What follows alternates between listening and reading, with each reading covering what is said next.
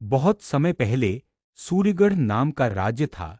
यह राज्य अपने विशाल महल, ऊंचे बुर्जों और सोने की नक्काशी के लिए पूरे देश में प्रसिद्ध था। लेकिन इस महल के बारे में एक अजीब बात थी।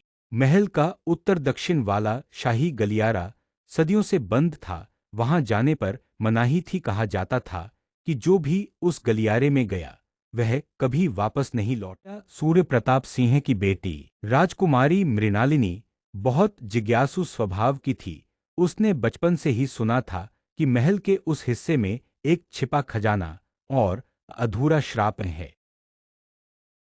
मृणालिनी धीरे से। यह बंद गलियारा, हर कोई मुझे दूर रहने को कहता है, पर क्यों इतना डर?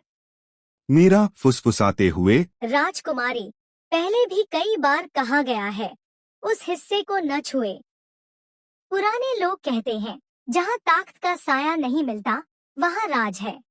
मृणालिनी पुस्तकालय में एक प्राचीन चित्र को छूती है और पेंटिंग पर एक छोटी सी किली गिरती है। किली गिरते ही फर्श का एक हिस्सा हल्का सा खुलता है। मृणालिनी हैरान। यहाँ कोई नक्शा।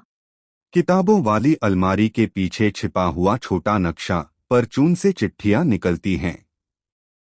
मृणालिनी नक्शे को पढ़ते हुए ये निशान वे स्थान दिखा रहे हैं जो केवल महल के पुराने हिस्सों में हैं, और इस पर उत्तर दक्षिण गलियारा लिखा है।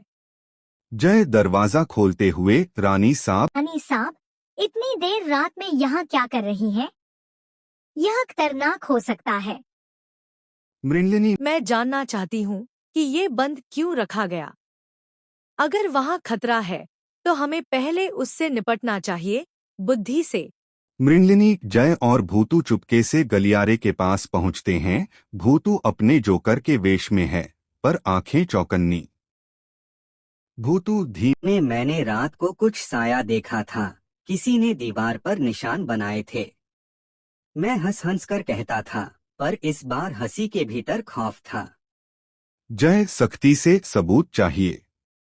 कोई छुपा हुआ दरवाजा, कोई ताला, कुछ भी। एक पुराना ताला मिलता है। जय उसे खोलता है। दरवाजा दरकता है और अंदर एक गुप्त कक्ष दिखाई देता है। दीवारों पर चित्र, एक संदूक और एक पुरानी चिट्ठी। मृणालिनी संदूक खोलती है। अंदर एक ताज और एक पीली पीली चिट्ठी। मृणालिनी चिट्ठी पढ़ते हुए आवाज में कांप। यह ताज असली उत्तराधिकारी का है, पर भविष्य तब तक सुरक्षित नहीं जब तक एक धोखेबाज खुद को न थोप ले। सावधान, धोखा सबसे करीबी से आ सकता है। मीरा कांपते हुए। किसने यह लिखा होगा और क्यों छिपा कर रखा गया? जय ठंडे अंदाज में, यह कोई मामूली बात नहीं। प्रधानमंत्री का नाम सामने आना चाहिए। वे ही निर्णय लेते थे कि कौन किस हक में बैठेगा।